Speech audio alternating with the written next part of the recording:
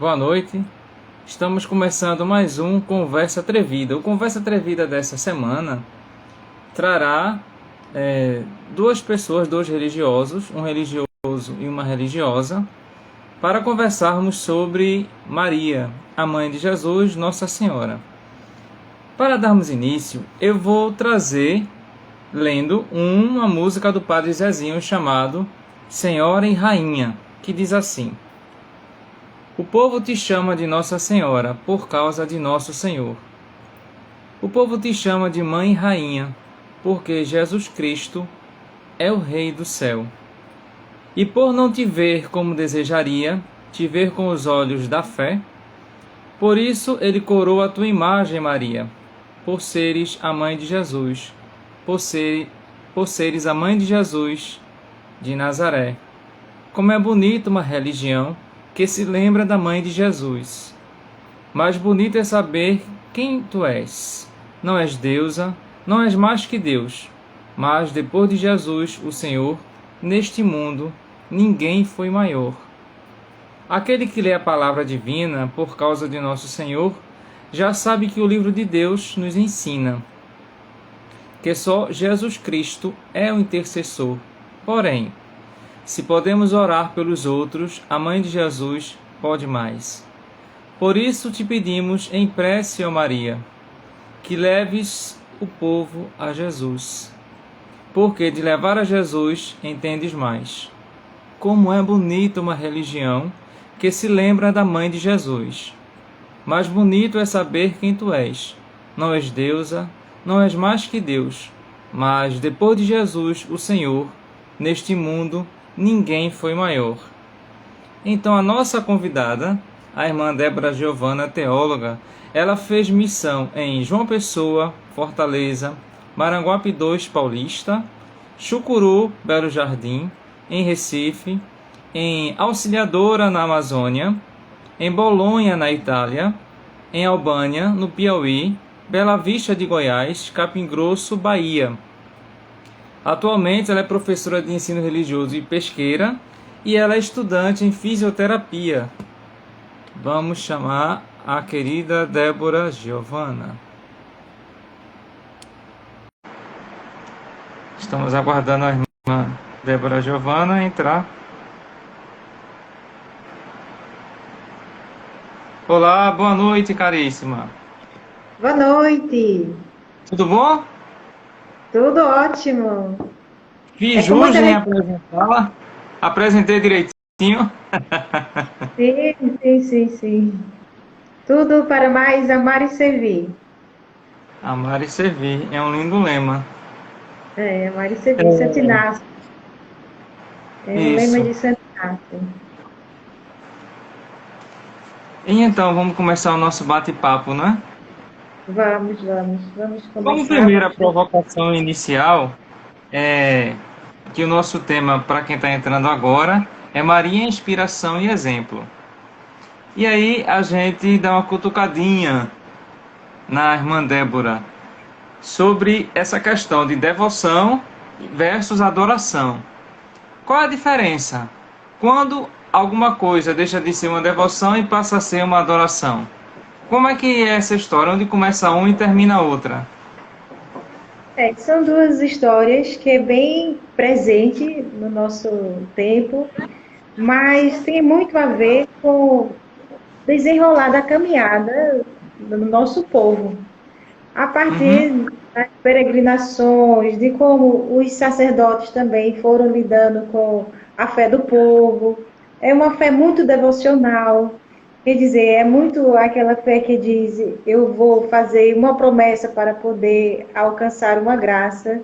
Muita gente fazia muitas promessas, então, de um lado ficava muita promessa e do outro começou a idolatrar a Virgem Maria. Aí vem a idolatria, no sentido, não por eles não terem uma formação também, faltou um pouco de formação. Aí nessa formação, para alguns, é tanto que os protestantes, eles pegam muito esse lado da gente, que diz que a isso. gente idolatra a Virgem Maria, coloca ela muito lá em cima, e muitos dizem que até acima do próprio Jesus. Mas na verdade não é. Na verdade é uma fé imatura. é uma fé que precisava ser trabalhada, no sentido. Mas, na verdade, é um amor que se tem à mãe de Jesus, mas que precisa trabalhar um pouco esse amor.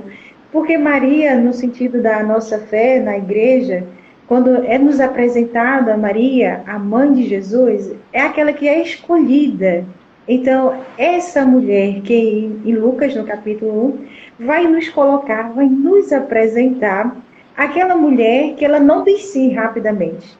Às vezes a gente precisa pensar como Maria, como foi o sim de Maria? Porque muitas vezes, quando se diz assim, é de Deus, já se diz logo o sim.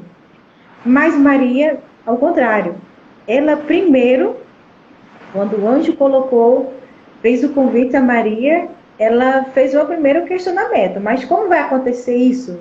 Ela não Isso. diz logo sim, eis a serva do Senhor. Não, ela primeiro perguntou, se questionou. Porque muitas vezes a gente não se questiona, a gente já vai logo querendo ser para Deus. Não, mas vamos pensar. O que nos falta hoje também, como igreja e como povo de Deus, é a gente fazer um discernimento sobre o que nós estamos fazendo. E Maria, ela fez esse caminho. Ela perguntou ao anjo, mas como vai acontecer isso se eu não conheço homem algum? Aí o anjo foi explicando para Maria que era a graça, que era a força do Espírito Santo. Eu acho bonito no sentido da nossa feminilidade, esse pensar, esse rezar, esse estar nesse constante caminho de discernimento, que é o que nos falta muito hoje, é o discernimento, pensar para poder dar uma resposta com mais qualidade. E Maria não, ela pensou. Ela, antes de responder, ela pensou, eu quero saber como vai acontecer isso. Não logo, logo dar uma resposta, mas vamos rezar e pensar como é que nós podemos ser mais. E de um lado, a nossa igreja precisa, no sentido que somos chamados, né? Não é que precisa, mas que nós somos chamados como igreja a pensar a partir de Maria a como ser resposta para esses tempos atuais para os quais vivemos hoje. É o pensar de Maria. Eu acho que é muito isso, quando você chama para essa inspiração de Maria, como nos inspirar a partir da mãe de Jesus. Os textos bíblicos que se referem a Maria, eles são profundamente, eles são muito profundos, ele nos leva a pensar, a como ser essa inspiração a partir da mãe de Jesus. Em Caná da Galileia, quando nas bodas de Caná, eu acho profundo, porque Maria, ela vai lá, intercede, ela vai lá na festa, mas como vai ser isso? Como é que eu vou permitir que o noivo passe um tamanho vexame, tamanho vergonha? Então, até disso ela pensou, que às vezes as pessoas falam, ai, bebarrão e tudo. Não, peraí, ainda tem que pensar na festa, no contexto todo, não é? Uma festa bonita, uma vergonha para o casal, chegar nos finalmente, tá lá todo mundo faltando vinho. Então, Maria pensou com carinho. Então, a partir dali, nós temos o primeiro milagre de Jesus, que foi pela intercessão da sua mãe. Olha, eles não têm mais vinho. Ele disse, olha, minha hora ainda não chegou, mas para Maria tudo bem, porque mãe é mãe. Então, ela ficou tão tranquila e chegou lá até o pessoal que estava lá, o mestre de cerimônia, e disse, olha, fazei tudo o que ele vos disser. Essa frase de Maria, ela é profunda. Fazei tudo o que ele vos disser. Então, fazer tudo o que Jesus nos convida nesse tempo de hoje, nessa pandemia, que é um horror, que nos tira de nós o que nós mais temos de mais sagrado, que é a nossa afetividade, é o nosso carinho, é o nosso estar presente na vida das pessoas. Então, isso pegou a gente de surpresa. E para Isso. nós brasileiros, de modo geral, assim, nós somos muito afetivos. A gente gosta de abraçar, de tocar. Por que esse vírus se alastrou rapidamente entre nós? Não foi outro motivo. É porque a gente pega na mão mesmo. A gente quer abraçar e pronto, acabou. Porém, nós É. tivemos uma grande consequência, né? Mas nós vamos com Jesus aprender de Maria. Nós não vamos deixar de ser afetivos. O vírus não vai tirar da gente o que nós temos de mais bonito. Vamos fazer tudo o que Jesus disser. Vamos pegar a partir dos nossos meios de comunicação, como hoje nós estamos conversando. Então, nós estamos unidos aqui com tantas pessoas que estão te acompanhando. Então, acho que Maria, ela pode nos ajudar a nos questionar, como ela questionou o anjo, perguntou ao anjo, mas como vai acontecer isso? Então, como é que nós podemos dar uma resposta ao nosso mundo de hoje? Não a partir de um devocionismo, que muitas vezes eu fico preocupada, porque muitas pessoas, mas eu não culpo as pessoas, não culpo o povo, mas eu penso como nós podemos abrir um novo caminho para que as pessoas rezem a Ave Maria. Eu não digo que reze o texto, não é isso, não é não rezar o texto, mas como rezar o texto a partir da vida das pessoas, a se comprometer a partir do nosso momento atual. E muitas vezes, muitas pessoas, assim, eu digo pelos caminhos que eu andei, muitas vezes é Sim, muito uma devoção, é muito uma devoção. E deixa a desejar para uma prática mesmo. Qual é o compromisso que eu assumo enquanto pessoa, enquanto cristã, enquanto alguém que segue o caminho de Maria? Porque Maria, ela correu, gente, ela foi atrás do outro. Tanto em Caná da Galileia, ela se preocupou com a sua prima Isabel, gente, ela saiu correndo, gente. Na Bíblia está dizendo, ela saiu às pressas. Eu tenho pressa para amar. Maria, ela tinha pressa para amar. Então, se eu rezo o texto, se eu isso é bonito, vamos rezar o texto, vamos fazer a novena, ótimo.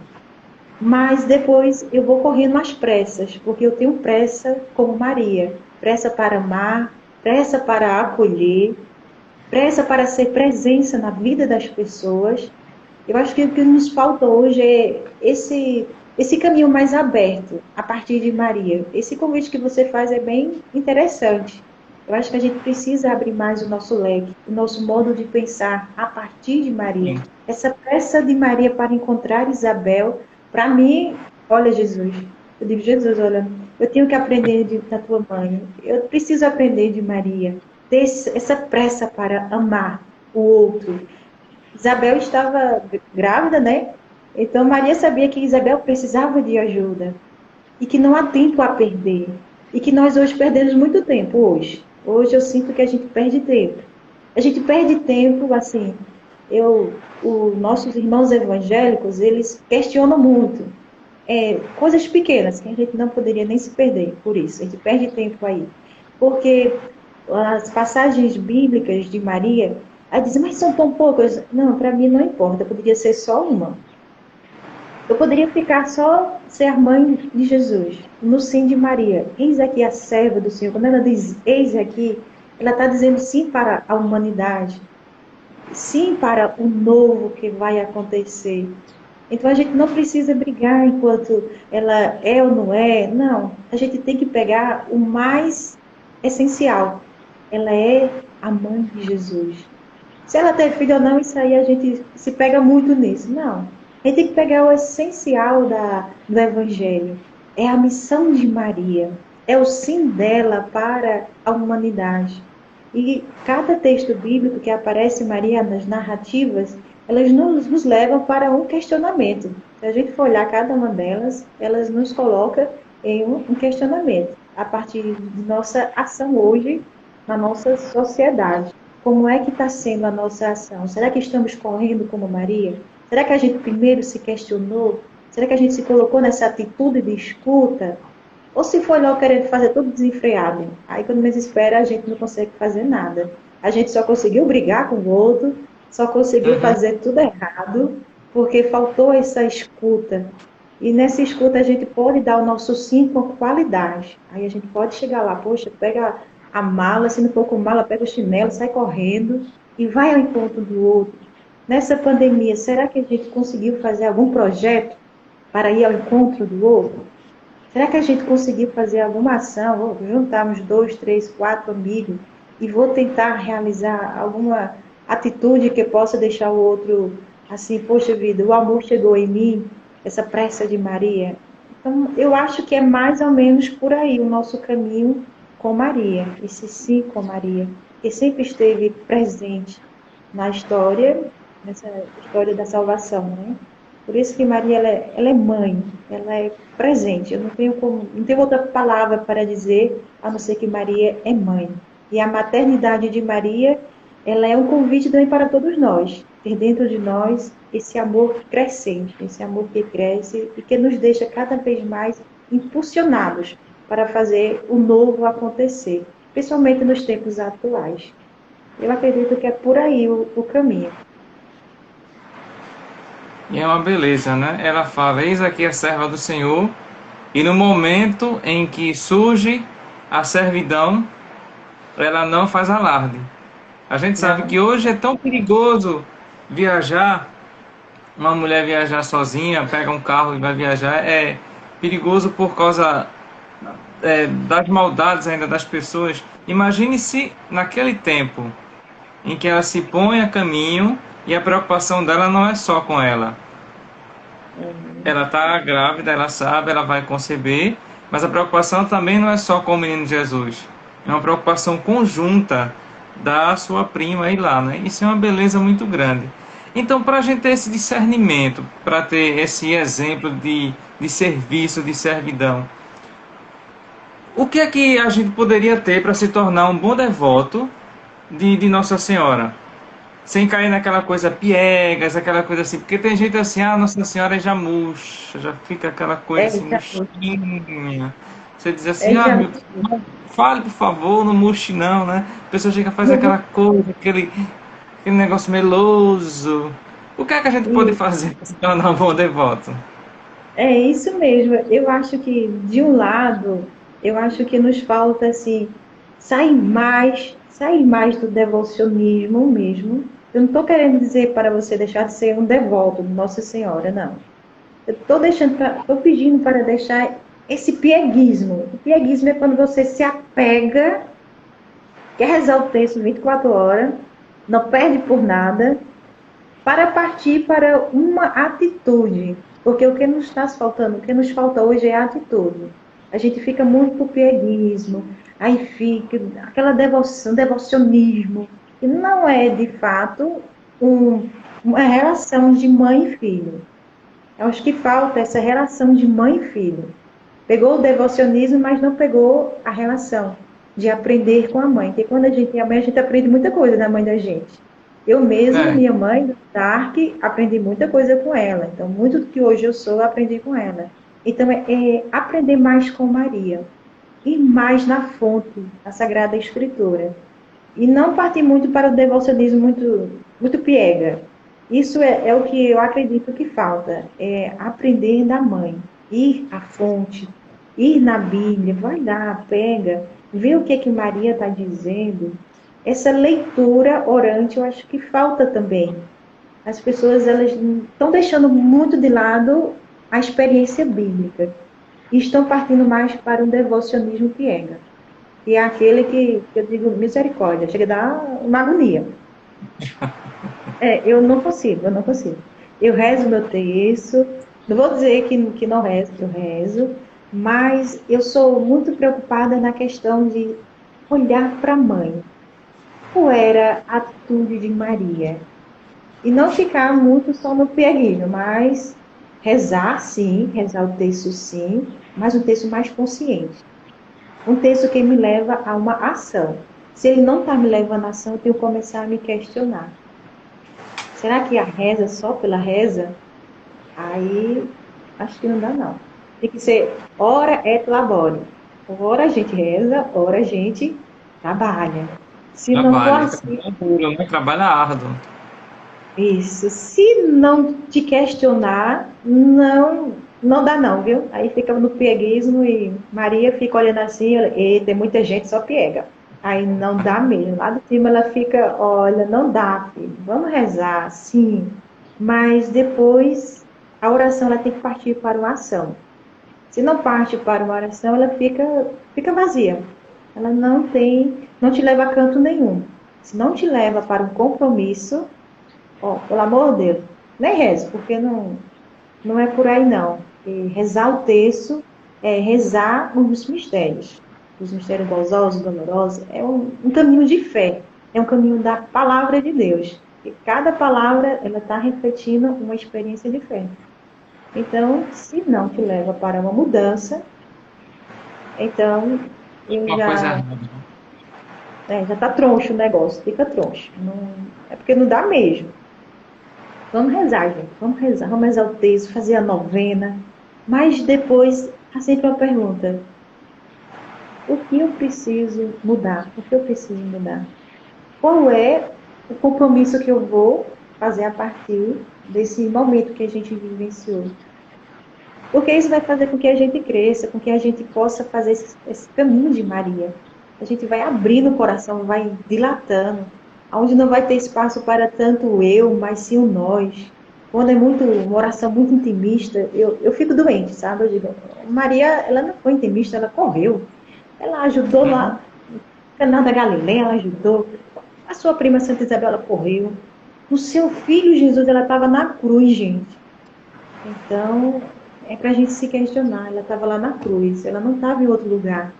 Então, Maria é aquela que se põe ao encontro do outro. Ela vai lá. E é o caminho para nós também, porque senão fica muito. É reza pela reza. E não leva a uma ação, uma atitude, a um compromisso. Quando não acontece essas duas palavrinhas, eu digo, olha, tô com uma dor de cabeça, hoje eu não vou, não dá para mim ir, sabe? Eu digo logo, não consigo entrar em um lugar onde há muito pieguismo, há muita oração sem te levar para um compromisso, para um sentir com o outro. Se não leva para isso, eu nem vou. Digo, gente, tem um compromisso que eu não dou conta para poder estar, não ir. Eu não vou. Na verdade, eu não vou. Se não parte por aí, rezar, sim. Eu digo, eu não estou dizendo para não rezar. Eu digo, você reze o texto. A novena, são tantas novenas. As novenas de Nossa Senhora, meu Deus, é uma imensidão. Apareceu tanta Nossa Senhora ultimamente, é Uhum. desatadora de nós, que nem tinha no meu tempo, não tinha não, mas depois de um tempo, ela começou a desatar dó. Eu acho que é a partir da experiência das pessoas, né? Não tem a Sim. inspiração para desatar os nós, porque são muitos nós. Então, é bonito. A fé do povo é bonita. Mas quando ela deixa de ser uma fé infantil, para ser uma fé mais comprometida. Acho que falta-nos hoje é uma fé comprometida. E não uma fé muito do piega, né? Aquela coisa, como você disse no começo, uma coisa melosa. Quando mela, sabe aquele doce melado? Já não dá mais, que a gente não aguenta, né? Enjooso. Aham. Aí não dá, mas vamos rezar. Encontrar-se com Maria. Encontrar com a mãe de Jesus, aquela que disse sim. Eis aqui a serva do Senhor. Então, acho que é por aí o caminho. Sem esse caminho, vamos ter que refazer o caminho. Acho que hoje o cristianismo precisa refazer o seu caminho. Esse caminho de olhar para as nossas fontes, os primeiros cristãos, como foi que eles foram abrindo caminho para nós, porque talvez em algum momento da nossa história como fé, de fé cristã, nos perdemos. A gente tem que voltar, olhar para lá e dizer, poxa, e retornar a nossa caminhada, para que assim a gente possa dar frutos, porque uma árvore que não dá frutos, ó, ele já disse lá no Evangelho, ele corta logo. E eu Aham. acredito que o Papa Francisco, eu acho que nós estávamos sentindo falta, porque os nossos profetas, eles foram, ao longo do tempo, fomos perdendo, né? O Pedro Casadalga foi um dos grandes que a gente perdeu há pouco tempo. Então, nós tivemos grandes pessoas, Dom Helder Câmara, e depois Uhum. a gente sentiu falta dessa chama ardente. E então eu vejo como o Papa Francisco hoje esse grande impulso, que eu posso dizer que a nossa igreja, que pode nos animar como cristãos, como cidadãos, ele nos convida muito a esse compromisso, a esse sentir com o outro. Ele fala muito isso. Então, eu acredito que a gente tem esperança, que a gente pode, sim, reverter esse quadro, deixar muito a piedade de lado, não no sentido de deixar tudo, sabe, gente? Mas o modo da gente fazer acontecer a nossa fé, eu acho que a gente pode dar um grande passo. Isso pode ser um grande momento para a nossa igreja e para a nossa fé cristã também, para o nosso ser, para o outro. Porque a partir do momento que isso não acontece, a gente pode fazer uma experiência muito pequena e a gente vai excluir as pessoas. Eu acho que não tem espaço no coração de uma mãe para excluir. E hoje há muita Uhum. exclusão, meu Deus. de todos os lados. O que você puder imaginar, as pessoas estão excluindo. Eu acho que quando a gente deixa de não ter espaço no coração da gente, a gente está dizendo para Maria que ó, não tem espaço no meu coração. Tem espaço para um monte de coisa, sabe? A gente encontra espaço para tudo, para esse devocionismo, e chega, tem hora que lota os espaços, mas o que de fato entra no coração da gente, na vida da gente? Qual foi o compromisso que eu assumi a partir dessa minha fé, isso tudo? A gente deve sempre se perguntar, onde foi o que é que me chama a atenção, o que é que mudou dentro de mim, o que é que eu posso ser mais, aonde eu posso correr para ir ao encontro do outro. Eu acho que se questionar é um primeiro passo para saber que a gente está no caminho certo. Eu creio que um dos exemplos que a gente pode trazer é o Padre Júlio Lancelotti, em que talvez ele fique surpreso com tanto, tanto alarde em cima dele, tanta luz, porque ele sempre se mostra como alguém comprometido com os mais necessitados, os mais pobres, com uma atitude normal, comum, de ver o sofrimento do outro, de observar que na rua está acontecendo muitos problemas sérios que deveriam ser solucionados pela sociedade, e no entanto ele está ali e está fazendo porque é obrigação dele como bom cristão, como alguém também devoto a Nossa Senhora, como ele já demonstrou, sem essa efusão toda da necessidade que muita gente tem de elogio, não é? Eu creio que É, ele também está por esse caminho de ser um dos profetas de nosso tempo nesse sentido. sim, Mas, com certeza. Sim. não, É que o Padre Júlio, ele chama muita atenção, sabe? O Padre Júlio, ele mexe assim, ele me ajuda bastante. Ele foi sim, um padre que ele foi chegando, né, aos poucos, né, e assim, pelos pequenos gestos que ele realiza, a partir do é, momento que ele acolheu o travesti, acolheu, isso para mim foi assim, poxa, começou a chamar a atenção as pessoas a partir daí. Ele acolheu, ele chegou junto, abraçou, então, ele, de fato, ele faz esse caminho, sabe? Eu pensava um dia, um tempo desse, eu pensava comigo, eu preciso fazer uma experiência com ele. Vou dizer, olha, passar pelo menos uma semana contigo. Eu pensava, né, dentro de mim. Aí, então, porque ele nos leva a rezar, a nos uhum, questionar. Que tipo de igreja nós temos hoje? Que tipo de igreja nós queremos hoje? Será que é a igreja lotada? Ou será que essa igreja sim, do Padre Júlio, né? Que eu achei aquilo ali, poxa vida, lá nesse tempo de pandemia a gente não quer ninguém perto da gente. E o Padre né? Júlio tem um negócio lá daquelas máscaras que ele arruma, que eu não sei nem o nome. Então ele vai dar. É isso que eu te digo. Quando a gente reza com Maria, a gente reza e depois se questiona onde eu posso ser mais. E o Padre Júlio está lá dando almoço, janta atrás de colchão, aí o povo tocando fogo nas coisas do povo de rua e ele lá, voltando para dar qualidade de vida. É um governo que tira tira tudo que é nosso, os nossos direitos. E o Padre Júlio está lá dizendo, não é assim não, gente, vamos fazer alguma coisa, vamos colocar rosas, vamos colocar rosa no caminho. Então o Padre Júlio ele leva a um pensamento, sabe? Ele leva a uma reflexão, o pensamento dele é de, poxa vida, a gente pode fazer um caminho diferente. E coisas simples, viu? Ele faz. E as pessoas olham. Eu estou vendo que algumas pessoas já chegam junto dele. Vamos com o Júlio, com o Uhum. Padre Júlio. Então, isso para mim, Padre Júlio, olha, tá com bola cheia comigo, meu Deus.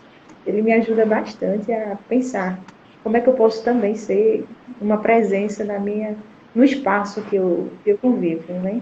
Então, é bem interessante. Exatamente. Tanto quanto Francisco, o Padre Júlio, ele já fazia essa prática, não é?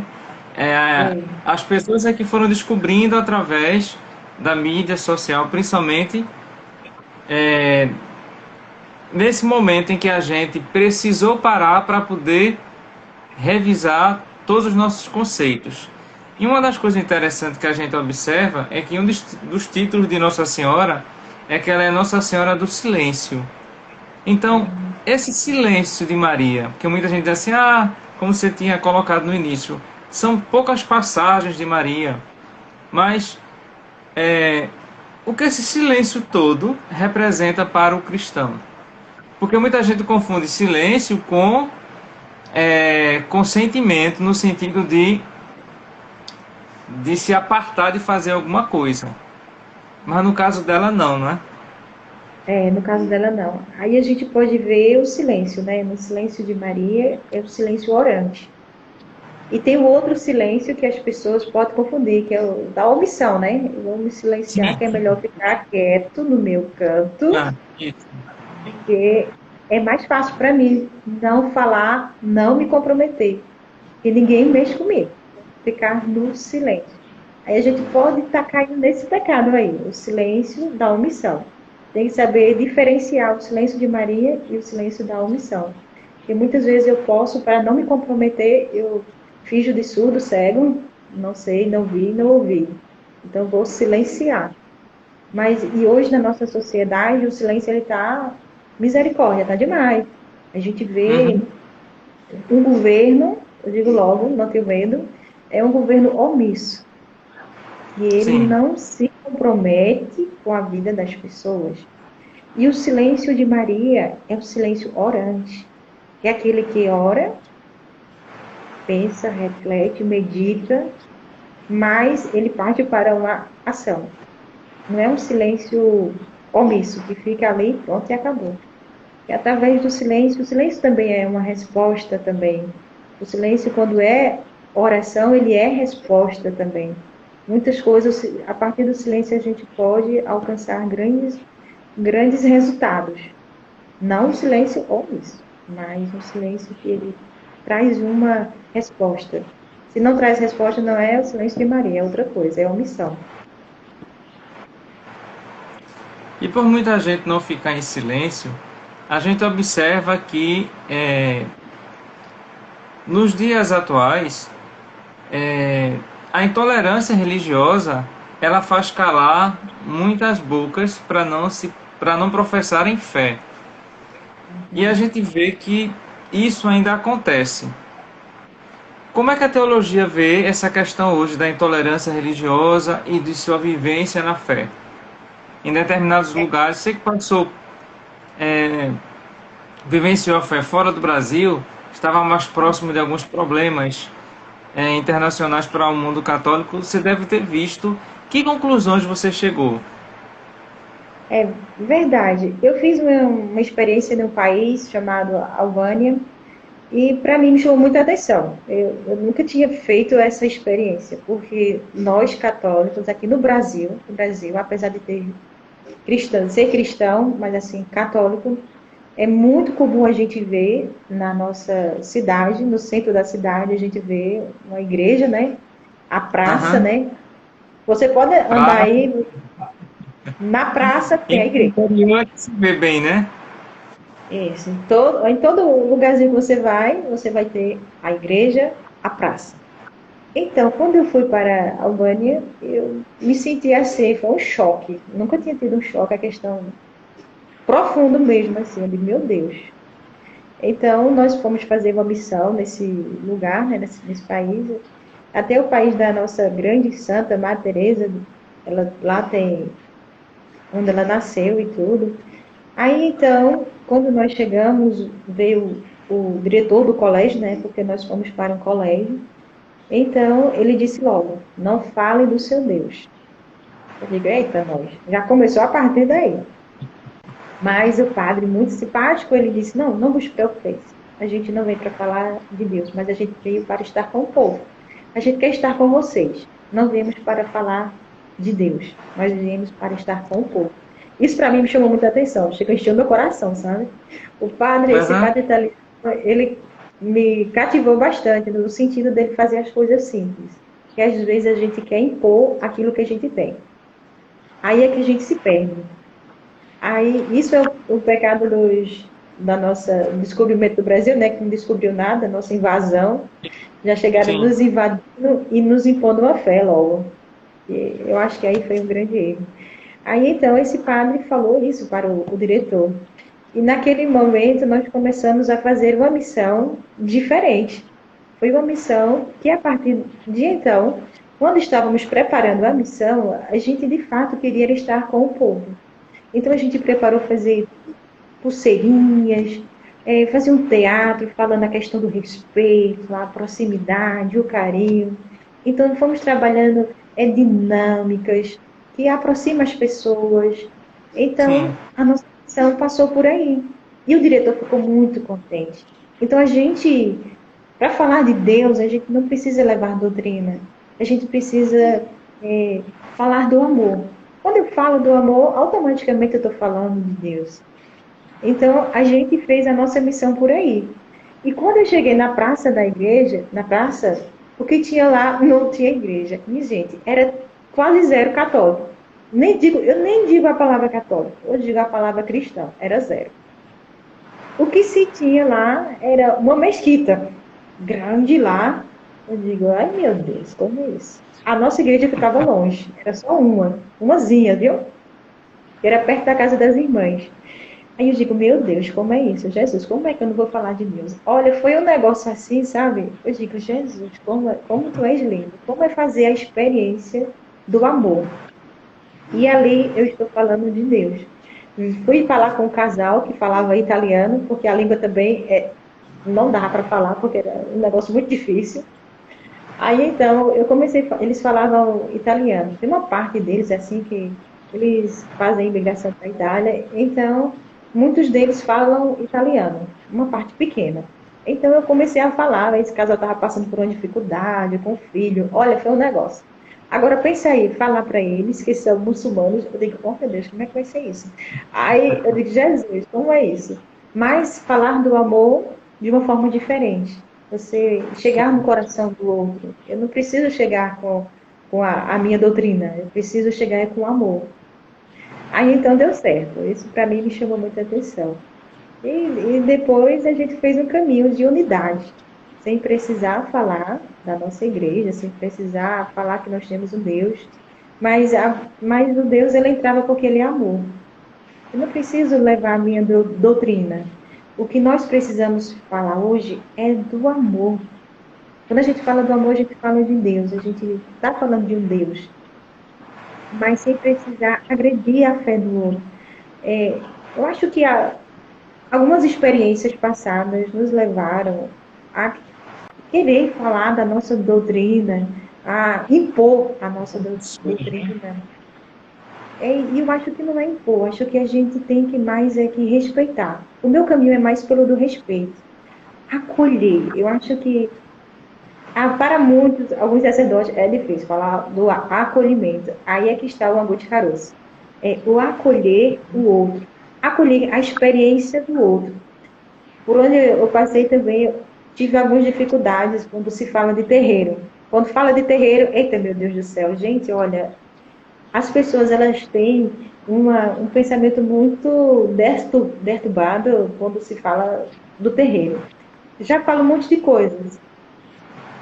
É Uhum. catimbó. Olha, é catimbó. Não sei se você já escutou falar. É Sim. catimbó, é macumba, que não tem nada a ver com a experiência do terreiro. As pessoas que são do terreiro, elas foram pessoas oprimidas. Foi de uma fé que foi oprimida. Eles tinham um caminho e foi oprimido. Por essa razão, do sentido que esse impor a fé, foi imposto a fé no povo. Então, e o terreiro, ele ficou oprimido, e que ainda é oprimido.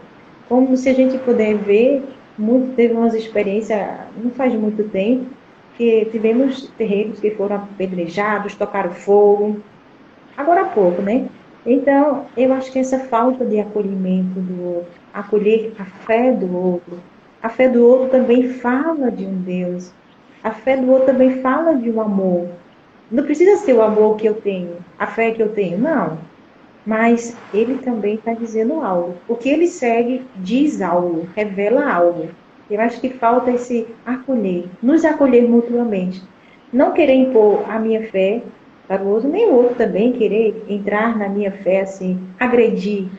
O que tem hoje é muita agressão, eu digo, falta esse acolher. Que bom que você está comigo. Quando Jesus dizia, para os discípulos chegavam para Jesus e diziam, olha, estou falando de ti, olha. Aí Jesus disse, olha, mas se é de bem, qual o mal que tem? Uhum. Eu acho que é por aí. Acho que se a gente fala do amor, a outra igreja não era para ser uma concorrente minha, mas a gente vê muito a concorrência. A gente se preocupa muito, vai estar perdendo, está perdendo, está perdendo, está entrando na igreja tal, falando tal. Eu digo, gente, a gente nunca perde aquilo que a gente nunca teve. Uma disputa, né, também. Uma disputa para ver quem tem mais, quem está entrando no outro. Eu digo, gente, pelo amor de Deus, vamos Mas pensar em coisas maiores. isso infelizmente É, acontece em festas religiosas. Eu já presenciei, eu digo no mundo católico, né? Em que a padroeira X ela teria mais devotos que a padroeira Y. Então é, ficava alguém de uma igreja ia ficar vigiando a festa padroeira para dizer assim, olha, a festa de cá foi um sucesso, a festa de é. lá não foi não. Então essas bobagens ainda nós precisamos superar. E aí eu lembro outra coisa também, que é com relação aos protestantes. A gente percebe que os protestantes hoje, em sua grande maioria, principalmente os neopentecostais, eles renegam Maria, ou alguns estão utilizando as imagens de Maria para poder confundir a cabeça de alguns desavisados, que não sabem se são católicos, se não são nada, se são futuros protestantes, mas essa negação em geral de Maria é algo novo. No passado, quando isso começou lá nos protestantes, era desse jeito também? Não, a gente pode ver que quando aconteceu a reforma protestante, né, aconteceu muitos equívocos, porque, na verdade, Lutero, ele não estava dizendo, ele nem falava de Maria, para começo de história, ele morreu devoto de Maria. Não era isso Aham. que a reforma estava pedindo, estava querendo. A reforma, ela falava de um novo jeito de pensar, um novo jeito o que Lutero queria era que as pessoas tivessem esse contato com a palavra, buscassem uma fé, só a fé, só a graça e só a escritura. O Lutero dizia essas três coisas, são os três pilares que Lutero falava muito. Aí então, depois com a reforma, né? Sim? Poderia repetir, por favor, quais são os três pilares? Só a fé, só a graça e só a escritura. Então, são os Ah, sim. três pilares de Lutero, né? Quando Sim. ele pensava no sentido. é, Ele desejava muito isso, porque ele estava vendo que a igreja estava se perdendo no seu caminho, e a partir daí ele foi vendo que poderia dar um passo maior. E que eu acho que nesse momento aí foi que teve o nosso erro, né? Na verdade, os nossos erros ele pode nos fazer crescer. Nós como igreja tivemos medo, na verdade. A gente teve medo de progredir, medo de crescer, teve medo do que ia acontecer. Aí nesses medos a gente foi cortando, né? Então, olha, a igreja falou, não, mudar.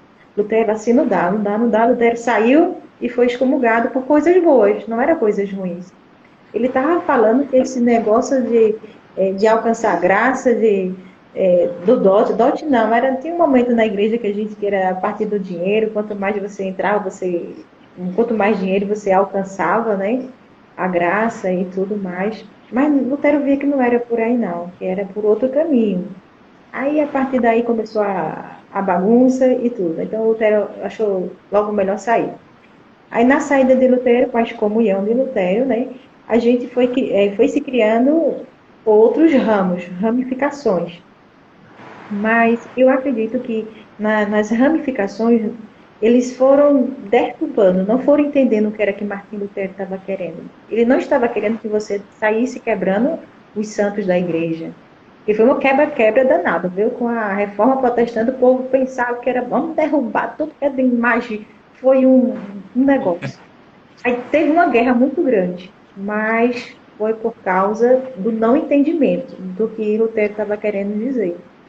Aí então as pessoas colocaram Maria lá longe. Eu digo, ai meu Deus, entenderam tudo errado.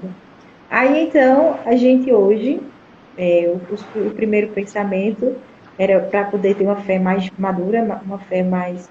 Você pegar mais a palavra de Deus na sua própria língua, no seu próprio entendimento, e não Sim, o que a gente vê hoje. Não é a questão de Maria. O que nós temos hoje também, como eu tinha falado no princípio, né? Algumas pessoas, eu digo padres também, a formação foi muito trazida para um devocionismo e não para o sentir com Maria. As pessoas elas não têm esse entendimento da mãe de Jesus, no sentido mãe de Jesus. Eles já colocam Maria, ai, uma mulher qualquer, não sei o quê. Gente, a gente não pensa, a gente não quer saber a questão da mulher qualquer, a gente quer pensar como mãe de Jesus. E a gente colocar a nossa fé nesse sentido.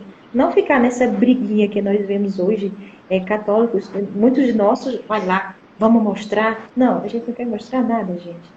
O que a gente tem que uhum, buscar mesmo é a experiência da mãe de Jesus, é aprender dela e não ficar com brigas, dizendo se ela teve ou não teve filhos. Olha, eu acho um negócio terrível. Eu vou mostrar, tá lá na Bíblia, tal, tal. Gente, a Bíblia ela é cheia de experiências e que muitas vezes ela pode confundir a tua cabeça porque você não fez uma leitura a partir de um estudo aprofundado. A gente diz o que o pastor leu do jeito que estava, né? E a gente não pode fazer uma leitura desse jeito. A gente tem que pensar, rezar, analisar os fatos como ocorreram e não do jeito que está. Então, é uma leitura fundamentalista. Essa leitura, ela pode é matar. ambiciosa também, né? E muita gente morreu, porque no sentido dos primeiros, quando teve a reforma protestante, começou as brigas lá. Então muita gente morreu, perdeu a vida porque faltou esse respeito. Olha, tudo bem, ó, já que você está acolhendo a reforma no sentido do protestantismo, né? Tudo bem, mas só que não teve esse tudo bem. Aí queria matar logo. Muita gente morreu, muita Uhum. gente. Foi um desastre. O que era para ser uma luz foi um grande desastre. Mas a gente, no decorrer da história, né, a gente pode ver hoje algumas igrejas que eu tenho pena, sabe? Por não terem uma formação. Temos protestantes que são super bacanas, são muito esclarecidos. Eles buscam, de fato, fazer uma faculdade. Não somente fazer uma leitura, ler do jeito que está. Aquela leitura Sim, fundamentalista que não impede de ver o mais além.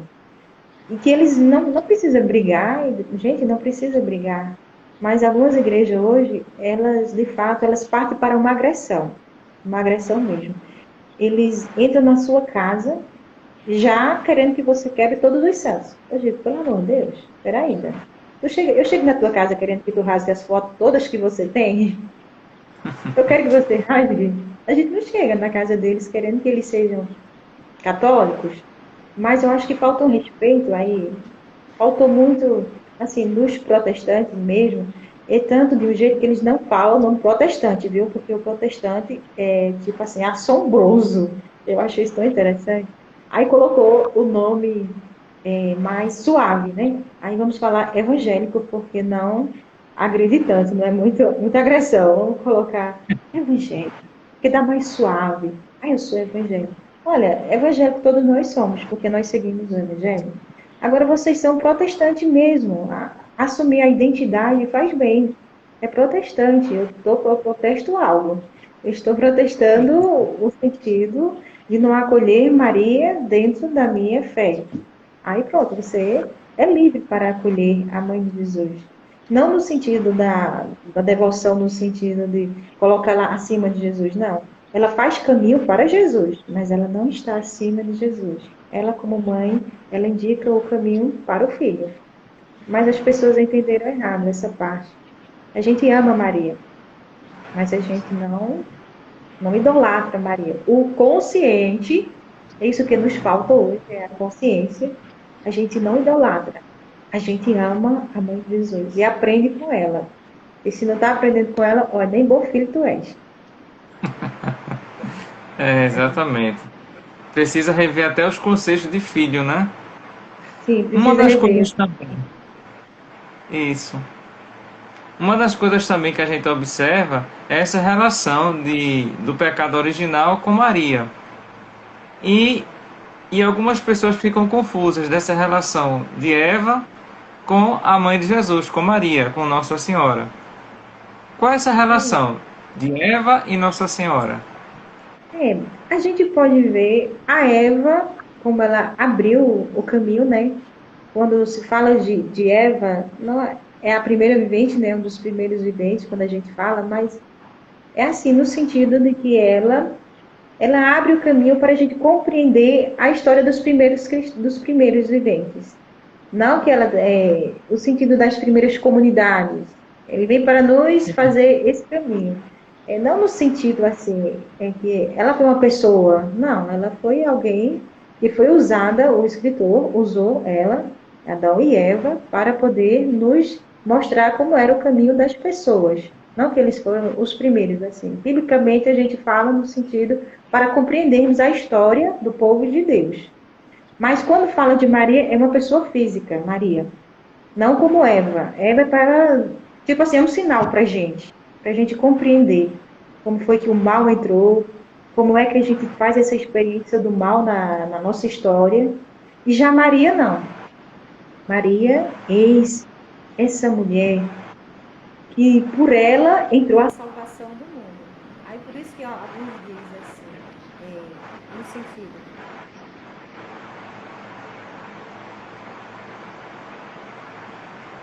E aqui no meu celular, mas voltando. Quando falamos de Maria, não é? A mãe de Jesus, as pessoas usam muito. Por Eva entrou a perdição, não é? E por Maria entrou a salvação. Eu digo que por Eva a gente pode compreender a questão do sentido do pecado. Como o pecado ele vai entrando na história da humanidade, na nossa história. E por Maria, a gente pode ver nela esse ser que se deixa cativar assim, e se permite que o Criador faça-se morada. Porque quando falamos a experiência de Maria, a gente pode ver que esse Deus, ele desejou fazer a experiência nossa de família. Esse Deus que desejou ser família, de estar e fazer essa experiência como todos os outros. Ele não quis ser diferente. É tanto que no princípio, quando estava esperando o Salvador, né? Aí todo mundo esperava o rei. Até Herodes ficou doidinho da vida, de quem vai ocupar meu lugar, vou logo matar tudo que é de criança, que não, veio aqui sou eu. Mas, no entanto, ele veio no seio de uma mulher simples e de um homem também simples. Então, a partir daí a gente pode ver essa experiência desse Deus. E que Maria é essa porta de entrada para a salvação da humanidade. Por que é que se diz então que Maria ocupa um lugar central na vida do cristão? Eu vou pedir também, se for possível, tem alguma coisa assim que talvez ficou na frente do microfone do celular, que teve um momento que tua voz ficou baixinha. Ficou baixinho mesmo. Vou ver, talvez foi algum problema no meu celular mesmo, viu? Não, Acho que agora algum. voltou ao normal, tua voz tá bacana agora. Tá bom? Sim, sim, Assim, voltou ao pode normal. repetir, que ficou um pouco baixo para mim também. É, por que é que se diz que Nossa Senhora ela ocupa esse lugar central na vida do cristão? Eu digo assim, do cristão, mas eu digo da fé cristã. Quando ocupa o lugar central, é no sentido de que Maria é, como eu tinha falado, né, é essa porta de entrada para a graça. Então, por isso que ela ocupa esse lugar central. Por ser a mãe de Jesus, ela se dá como ser, ela se permite, ela permite que o Deus habite nela, faça-se morada. Esse eis aqui a serva do Senhor, eis aqui para que se faça em mim segundo a tua vontade. Então, a partir daí, entra para a humanidade. Ela é esse ser que se deixa, que se permite, que a graça entre, que a humanidade faça a experiência de salvação a partir de Jesus Cristo. Então, ela é essa mulher especial. Por isso que ela ocupa esse lugar central. ela se permitiu. Então, a graça ali habitou em Maria.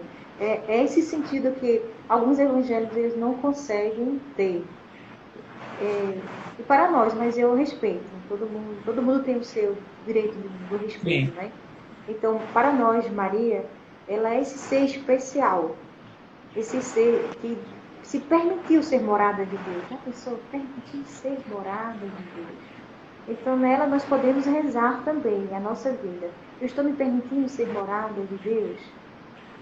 Então, a partir daí, nós podemos dizer que ela tem, de fato, um lugar especial na história da fé cristã. Ela faz essa experiência. Então, nós podemos fazer esse caminho de amor, de acolhimento.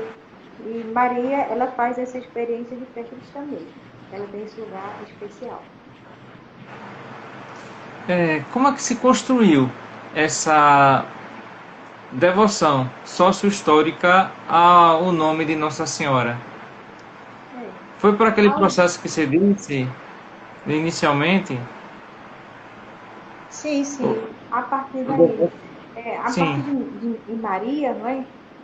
A nossa fé cristã, a partir de Maria, ela foi criando ao longo da história, ela foi se desenvolvendo, ela foi crescendo, né? A nossa fé. Não é que já nasceu grande, não. Ela foi a partir dos apóstolos mesmo, né? Ali, quando eu estava ao pé da cruz, a experiência de Maria toda. Eu acho que quando ela se permitiu que a graça de Deus viesse sobre ela, ela foi fazendo a experiência junto com o seu filho, porque Maria também acompanhava Jesus. Se a gente puder observar nos poucos caminhos, ela está ao lado do seu filho. É tanto que tem um momento que os evangélicos gostam também, quando eles dizem assim, tua mãe e teus irmãos estão te chamando, né? Aí eles pegam Isso. bem essa parte mesmo. Mas se a gente for observar, se for rezar mesmo a experiência, se Jesus tivesse mesmo esses irmãos, como falam mesmo, quando ele estava no caminho do sofrimento, olha, se eu tivesse um irmão, eu ia lá em cima dele. Eu ia lutar pelo meu irmão. A gente não luta por nosso irmão, nem que ele vai para a cadeia, ele pode ter um monte de defeito, mas a gente está lá. A gente vai junto com a mãe, para tirar o irmão da cadeia, ou então o irmão está sofrendo, a gente chega junto, a gente apanha junto. Mas no momento que Jesus está ao pé da cruz, que ele faz esse caminho da salvação, a gente não vê narrativas no Evangelho da presença dos irmãos. Essa defesa, dessa proximidade da família, não é? Mas tem quem? A mãe. Isso. Quando está ao pé da cruz, quem é que está? A mãe. E o João que está lá? Não é o João que é filho.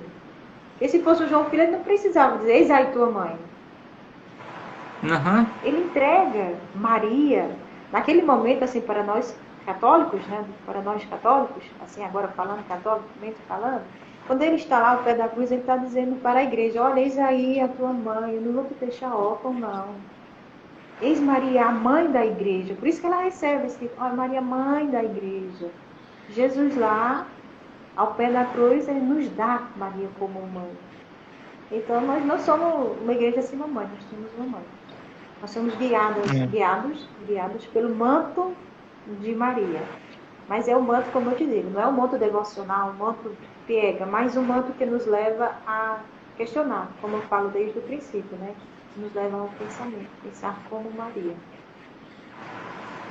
E uma das coisas que as pessoas ficam, assim, questionam demais são com relação aos dogmas.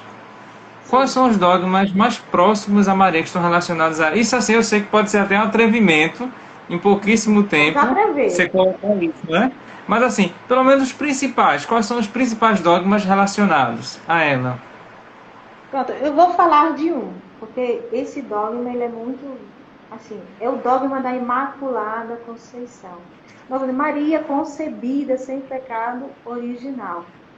Então, a gente pode dizer que a gente acredita, a gente como fé, não é? No sentido que, como é um dogma, quer dizer, o dogma é quando a igreja, ela diz, a gente acredita. Mesmo se você está vendo, mas nós como igreja acreditamos. Aí então vem a palavra dogma. Aí tem o dogma da Imaculada Conceição, que foi por ano de 1800 e alguma coisa que ele aconteceu. E naquele momento a gente tem uma passagem que é bem interessante, que a nossa fundadora, ela naquele momento, ela estava naquele momento presente e desejou que todas as outras irmãs estivessem presentes. Então, isso é bem interessante. Então, é um dogma, quando nós chamamos de dogma, a igreja, nós como igreja, não é? Nós acreditamos. Porém, não é algo que se tenha uma, assim, visivelmente, uma verdade, assim, real. Mas para nós acreditamos. Maria concebida sem pecado original. Eis o dogma. Pela nossa fé, ela nos leva pela fé, viu, gente? Quando falamos de dogma, nós falamos de fé. Pela fé, eu acredito que na concepção de Maria, Maria concebida sem pecado original. Mas isso é para nós. Se o outro não tem, pronto. É a liberdade, né? A liberdade do outro para dizer que não, que ela teve não sei quantos filhos. Então, tudo bem, eu não vou. Isso aí não vai me fazer pensar diferente ou me levar a brigar com o outro, não, porque é um dogma para mim. Se não é para ti, tudo bem, eu também respeito, tudo bem. Nós estamos de boa. Mas para mim ele continua sendo um dogma de fé. Por isso que é dogma de fé. As pessoas têm que saber compreender. Dogma de fé. A gente pode ter Maria como exemplo de uma mulher feminista? Olha, quando você fala essa palavra feminista, eu posso te voltar de novo ao sim de Maria. Eu te levo de novo para lá. Maria, ela questionou. Nós podemos dizer que Maria, quando falamos a palavra feminista, feminismo, é como se a gente tivesse assim, sabe, as pessoas não acolhem muito bem o feminismo. Eles têm o feminismo como, assim, baderna, como bagunça, sabe? Mas não procuram compreender o feminismo no sentido de qualidade de vida, no sentido de luta. Porque quando você fala a palavra feminismo, ele está dizendo luta, ele está dizendo qualidade de vida, ele está dizendo que você pode. Nós, mulheres, fomos muito caladas. Se a gente pegar histórias bíblicas, a gente vai ver o quê? Tipo assim, uma negação para nós, mulheres. Não pode, não pode, não pode, não pode, não pode, não pode, não pode. Eu digo, meu Deus do céu, quando é que a gente vai poder mesmo? E ainda hoje nós vivemos esse não pode. Aí, em Maria, a gente vê as entrelinhas, né? Ela pode questionar, sim. Ela questionou o anjo, sim. Nós podemos dizer que Maria ela tem um lado que questiona, sim. Agora, dizer como feminismo é como se tivesse agressão, sabe? Você, a agressão, mas não é agressão, mas você poder rezar esse lado do questionar. Porque o feminismo, ele questiona a sociedade, o modo de pensar. Então, nós podemos ver a Maria que questiona também. Como é que vai acontecer isso? Uhum. A gente não pensa desse lado, né? Como é que vai acontecer isso? Me diga. Aí o feminismo diz, por que, que a mulher é tão oprimida? Por que a mulher não pode? Aí o homem pode, a mulher não pode. Não no sentido que a mulher tem que se igualar ao homem, mas cada um tem que buscar o seu espaço. E nesse espaço ser respeitado. Aí então, por que, que o homem podia votar e a mulher não podia? Então entra o feminismo, ele vai questionar, ele vai lutar. A mulher, ela vai lutar, ela vai estar buscando esse espaço dela, buscando o nosso espaço. O que nós temos hoje é a questão de que muitas mulheres, feminismo mesmo, foi lá, lutou, abriu a boca, falou. E isso para a gente pensar como nosso momento, assim, é nosso, gente. Mas acontece dois momentos aí. Quando eu converso com a minha irmã, sabe, eu sempre digo a ela, minha irmã de sangue. Eu digo, ela fala muito, esse negócio do feminismo, essas mulheres que querem fazer de tudo, ela fala muita coisa, sabe? Aí, no entanto, a gente tem que ver o quê? Nós temos aí dois momentos. Quando falamos de feminismo, as pessoas entendem como bagunça. É porque, de um lado, nós tivemos, assim, fomos tão oprimidas, foi tanta opressão, opressão, opressão, e quando ela pôde começar a falar, a dizer que pode, aí, de um lado, foi demais. Aí, eu acredito que teve exagero, um pequeno exagero, talvez um grande ou pequeno, mas a palavra exagero, ela ficou marcada. Mas só que a gente não pode ficar no exagero de algumas. A gente tem que pensar nas conquistas.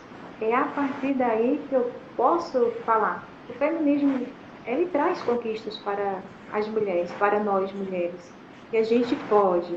Eu acho que é mais ou menos por aí. Não podemos ver como o feminismo como algo extravagante, como algo que não pode. Mas nós podemos ver o feminismo como algo que ele acontece, que ele é necessário mesmo que nós mulheres estejamos questionando a sociedade, nos colocando diante dela, dizendo que a gente tem direito sim à voz e à vez, não somente o homem, mas também nós mulheres. Nós queremos respeito, a gente quer dignidade, a gente quer o nosso espaço, quer que sejamos respeitadas. E isso é o momento nosso, então vamos embora. Não é para dizer o feminismo como algo assim extravagante. Nós temos exagero, isso aí não se pode negar. As pessoas se pegam ao exagero quando se fala feminismo. Mas nós temos que dar um passinho a mais. Nós temos que ver a palavra conquistas. Uma outra questão também diz respeito às obras de arte. A gente percebe que a licença poética, ela dá liberdade ao autor, ao dramaturgo, ao artista, a fazer uma representação de Nossa Senhora. E muitas vezes essa representação ela é tida como a, a expressão máxima de devoção a Nossa Senhora. O que a teologia fala a respeito disso? Por exemplo, a gente teve no Alto da Compadecida a Fernanda Montenegro interpretando uma Nossa Senhora. Então muita gente acredita, não, Nossa Senhora é daquele jeito. Então começa a ter a sua devoção a partir daquela visão do diretor sobre Nossa Senhora. No entanto, é uma obra de arte. O que a teologia fala nesse sentido? Olha, a gente pode falar que as obras de arte desde os princípios, né? A gente pode ver que a nossa igreja, ela teve muito grandes Michelangelo, tantos outros artistas que esculpiram, né? Fizeram grandes obras de arte.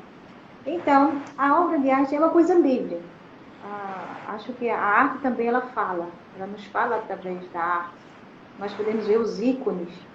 Então, são grandes artes, da Trindade, de Maria. Então, a gente tem que buscar, como eu te digo, essa fé madura, né? A gente pode ver que quando temos o Alto da Compadecida, a gente pode rezar a fé de Maria através do povo. Esse povo diz, ô meu filho, faça alguma coisa. Ô meu filho, olha aí para ele.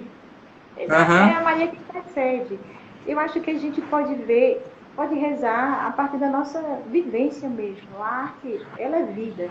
A gente não pode deixar que o pieguismo, né, nos permita de ver coisas interessantes. Maria, ela se expressa de diversas formas. Maria, ela está entre nós. Maria, ela faz a nossa experiência de vida. Maria é aquela que sai na rua, vai ganhar o pão de cada dia para sustentar o seu filho. Eu acho que a gente coloca a Maria muito de olhos azuis e esquece que Maria ela tem os olhos da gente. Que Maria faz a experiência da gente. A Maria é aquela que está indo visitar o seu filho no presídio. Maria é aquela que sofre porque o seu está com o filho nos braços, porque ele estava consumindo drogas e foi assassinado. Então, ela que tem esse filho nos braços. Então, a gente não pode separar Maria da nossa fé, da nossa vivência. O que acontece hoje é que as pessoas separam muito, é a questão do devocionismo, né? É muito devocionismo e pouca experiência de fé mesmo, de vida. Trazer Maria para a vida da gente. Então a gente não pode fazer essa separação, até porque a gente perde esse momento eu digo que é de graça de Deus, poder ter a graça de sentir Maria fazendo a experiência da gente, de tantas outras pessoas. São tantas as Marias, né? São tantas as Marias. Porque a gente não traz, não fica só na imagem, porque a gente pegou muito uma imagem europeia, a falar a verdade. É. A nossa imagem é muito europeia. Então, para nós brasileiros, eu acho muito interessante que nós também temos a nossa imagem de Nossa Senhora Aparecida. Apesar que tem muita gente que diz, encardida, a bichinha, ela levou muito... Eu digo, gente, não é por aí, a gente tem que ver a experiência de Nossa Senhora, que ela tem a cor da gente. Mas as pessoas ainda colocam um negócio muito europeu. Eu trago muito, deixa ela fazer a experiência da gente. O europeu, ele permitiu isso. Ele permitiu Sim. fazer a experiência de Maria. Então, fez lá a imagem dela do olhinho azul, ótimo. Mas e nós? Será que nós conseguimos fazer essa experiência de Maria? Deixar ela fazer a experiência da gente? Então, eu acho que é por aí o caminho. Sentir Maria fazendo a experiência da gente. E não Mas então, crucificar nesse caso, o outro. sim, respeitar, né? Sim, mas é que às vezes, perdão, Oi? você disse, é que às vezes, É que às vezes a gente não permite fazer essa experiência de Maria. Então a gente pode fazer, a gente machuca a experiência do outro, né? Porque a gente nunca busca acolher a experiência do outro. É como se a experiência do outro não me tocasse. E, no entanto, a experiência do outro tocou Maria. sim, Isabel, as bodas de Caná, Jesus lá na cruz. As poucas experiências de Maria na Bíblia são as experiências profundas para a nossa fé cristã. Então é por aí que passa, é deixar que a realidade do outro também me toque. Quando não toca, eu digo, ai meu Deus, eu não sei qual é o caminho que você faz, por onde é que tu andas. Porque com uhum. certeza não é o caminho de fé de Maria. Pensar Maria é Pra, pensar nas tantas Marias de hoje. pra gente pensar nessas tantas Marias e seguir esse caminho de fé de Maria, existe é, uma Maria, um título mais forte do que outro? Muita gente tem As Marias, essa coisa, né? A minha Nossa Senhora, reza pra minha Nossa ah, Senhora que dá certo. Vai que tu a vai minha, conseguir a graça. eu vou conseguir, essa aqui é poderosa. Olha, essa aqui é poderosa, viu? Se pegue com ela, com a Nossa Senhora de Fátima, que ela é poderosa. Mas eu te digo que não existe a mais poderosa, não. Isso aí é por ilusão da. Quando eu digo da nossa fé assim, infantil, não é pura ilusão, porque Maria ela é uma só. Esses locais é de aparição, da onde ela foi se revelando, da onde ela falou desse seu amor. Nossa Senhora de Guadalupe foi lá no México, lá em Guadalupe. Lá ela chegou ao índio Juan Diego. Então, essa experiência de Maria de fé, olha, foi lá os índios, foi lá. Ela falou, ela se expressou, ela expressou seu amor. Ela foi lá em Fátima, ela expressou esse amor. Não existe uma maior do que a outra. Existe a mãe de Jesus, que se revela para nós todos os dias. Todas as formas, ela está lá se revelando, revelando o seu amor de mãe. Esse que acolhe, que aproxima, esse que é tudo na vida da gente. Se a gente for observar, ai Maria é tudo? É, minha filha, é tudo, porque é a mãe de Jesus. E quando ela é a mãe de Jesus, ela permite, porque ela nos leva para Jesus. Então não existe uma maior, outra menor. O que pode existir é na minha fé, assim, no sentido da minha devoção, mas não que Maria é uma maior do que a outra, que tem é a mãe de Jesus.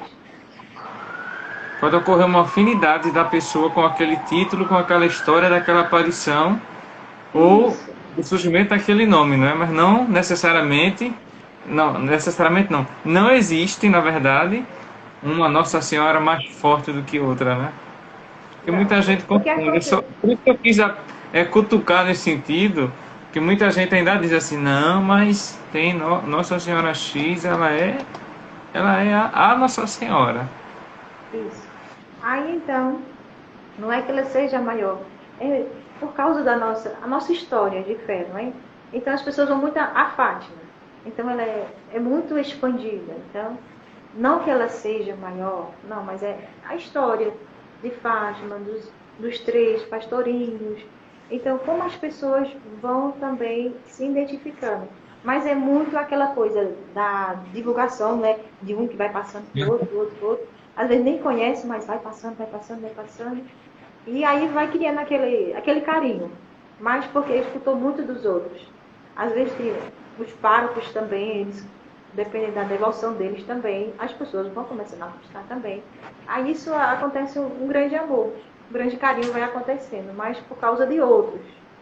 Aí não por causa que estudou, que viu, que pensou. Não, mas é porque vão passando, vai se passando de um para o outro.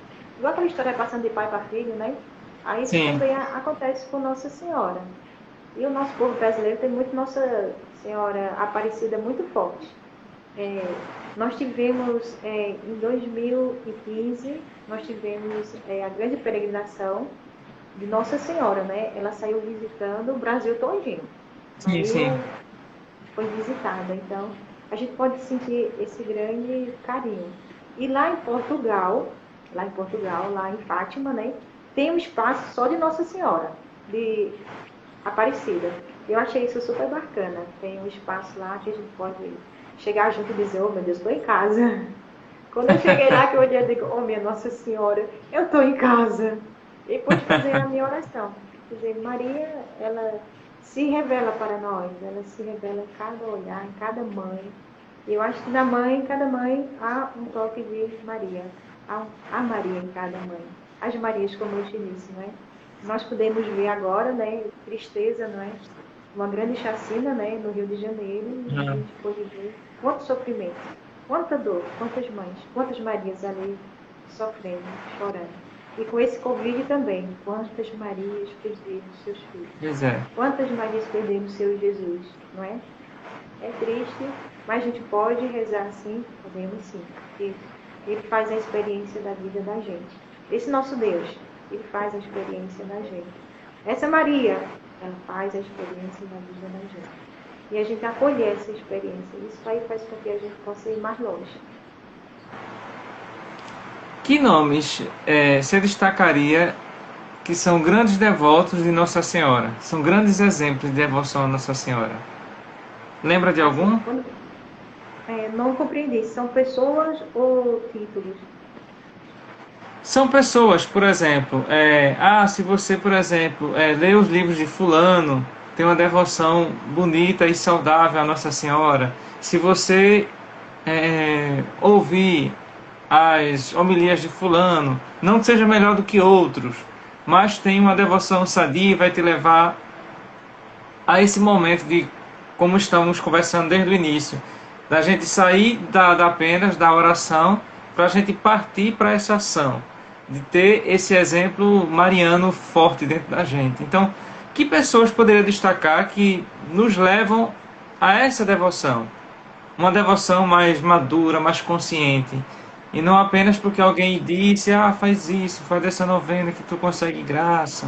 Essa coisa meio impensada. Às vezes tomada pelo desespero, que às vezes não é nem meio pensada, né? A gente vive em momentos, principalmente nesse momento de pandemia tão doloroso, em que muita gente tem um apego à fé, ou redescobriu a fé nesse momento de dor.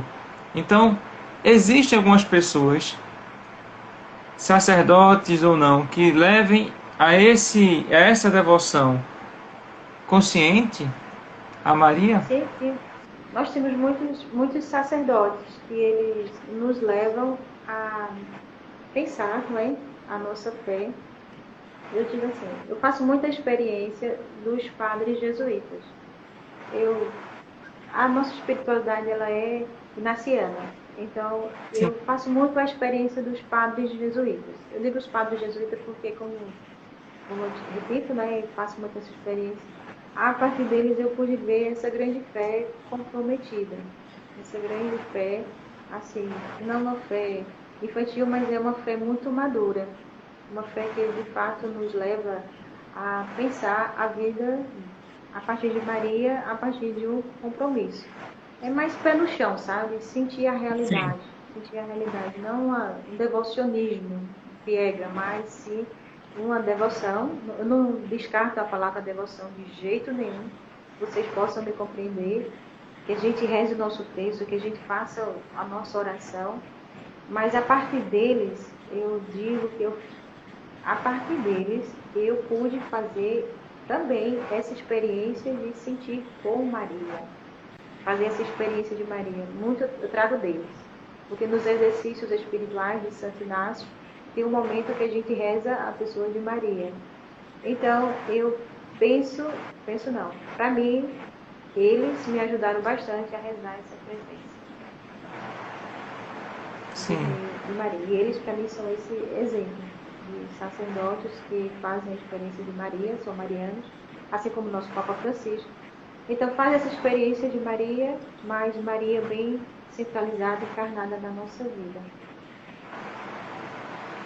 A gente já está chegando no finalzinho do nosso bate-papo e eu só tenho umas 2 questões para sacudir um pouquinho.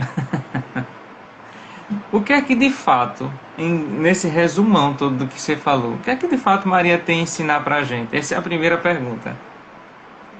O que Maria tem para ensinar para a gente, né? Eu vou voltar lá no princípio, né? O que Maria tem que ensinar para a gente, eu acho que é a questão do discernimento. A gente dá o nosso sim, mas um sim com discernimento, pensar antes de falar. Então, Maria, ela primeiro fez a pergunta, tá bom, como vai acontecer isso? Então, como é que vai acontecer as coisas na minha vida? Qual é a consequência do meu sim que eu estou dando? O que é que esse sim diz para mim? O que é que esse sim diz para a humanidade? Diz de mim. Então, acho que pensar um pouco, discernir antes de agir, acho que passa por aí. E a segunda pergunta é: o que é que Maria representa para a sua vida como consagrada? A Maria, na minha vida consagrada, ela representa um lugar muito especial. Ela representa para mim, eis aqui a serva do Senhor. Todo dia eu penso para ela, Maria, eis aqui. Eu consigo dizer sim, como consagrada, como filha. Então, para mim, ela tem um lugar muito especial. Então, todo dia eu volto ao sim de Maria. Eis aqui a serva do Senhor. Para que eu possa dizer sim a Deus todos os dias. Sim ao meu irmão, sim à minha missão. Então, para mim, Maria está em primeiro lugar. Muitíssimo obrigado, Débora, por seu tempo, pela partilha do conhecimento. E se você tiver alguma indicação, depois você pode até me dizer de alguns livros interessantes sobre Nossa Senhora que nos ajude a refletirmos mais e impulsionar a fé. E também eu sempre peço, para você deixar uma mensagem para a gente refletir. Olha, quando você fala dos livros, eu digo a Sagrada Escritura. Eu quero ficar com ela. Eu quero ficar com as passagens de Maria. Voltar às passagens de Maria, rezar. Reza cada passagem. Cada passagem ela te diz algo. Ela vai te ajudar.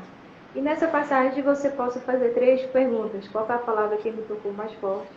Qual é o sentimento que essa palavra provoca dentro de mim? Aí depois, qual é o apelo que essa palavra faz dentro de mim? Ela me leva aqui. Então, essas 3 perguntinhas, pega a Sagrada Escritura, não tem outro caminho a não ser uma resposta para o Filho de Jesus. Filho de Maria, Jesus. E essa é a minha mensagem. Vamos fazer a experiência da palavra de Deus. De Maria na palavra de Deus. Ela não está fora, ela está dentro da palavra de Deus. E o verbo se fez carne. Então, antes era só a palavra.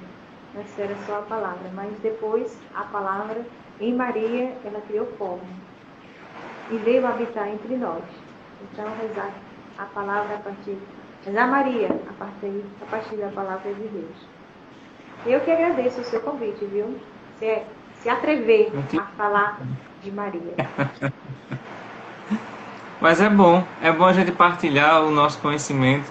Eu creio que muita gente aprendeu muito, tantas pessoas que puderam ficar acompanhando, como as que viram apenas algumas perguntas, quanto as outras que ainda assistirão.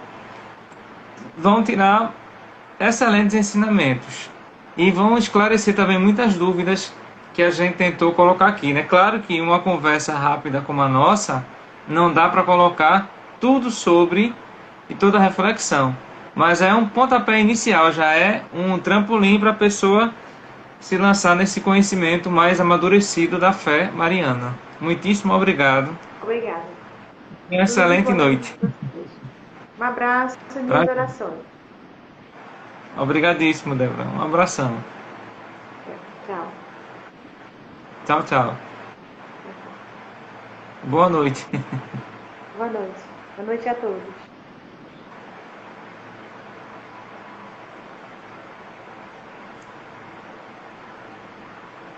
Você tem que sair com o xizinho que tem aí em cima. Pronto, ela conseguiu. E a gente acabou de conversar agora com a irmã Débora Giovana, teóloga, falando sobre Maria, inspiração e exemplo. E a gente finaliza lembrando Ave Maria dos seus andores. Ave Maria nos seus andores. Rogai por nós, os pecadores. Abençoai essas terras morenas, seus rios, seus campos e as noites serenas. Abençoai as cascatas e as borboletas que enfeitam as matas. Ave Maria, cremos em vós. Virgem Maria, rogai por nós. Ouve as preces, murmúrios de luz, que aos céus ascendem e o vento conduz. Conduz a vós, Virgem Maria. Rogai por nós. Rogai por nós, os pecadores. Abençoai essas terras morenas, seus rios, seus campos e as noites serenas. Abençoai as cascatas e as borboletas que enfeitam as matas. Ave Maria, cremos em vós. Virgem Maria, rogai por nós. Ouve as preces, murmúrios de luz, que aos céus ascendem e o vento conduz. Conduz a vós, Virgem Maria, rogai por nós. Essa letra de Cristina Máximo ficou belíssima como uma oração na voz de Maria Bethânia. A cantora Maria Bethânia também tem essa devoção a Maria porque é uma mulher terrena. É a partir da experiência que a gente ficou conversando com a irmã Débora, de uma mulher que viveu, sofreu, passou por toda a experiência terrena, mas conseguiu superar. Não teve todas as respostas no momento, como a gente muitas vezes não tem. Mas possamos entender melhor e vamos seguir esse exemplo que a Débora deu como indicação, as passagens bíblicas e nos inspirarmos. Muito obrigado por sua presença e a gente se encontra no próximo Conversa Atrevida. Até breve.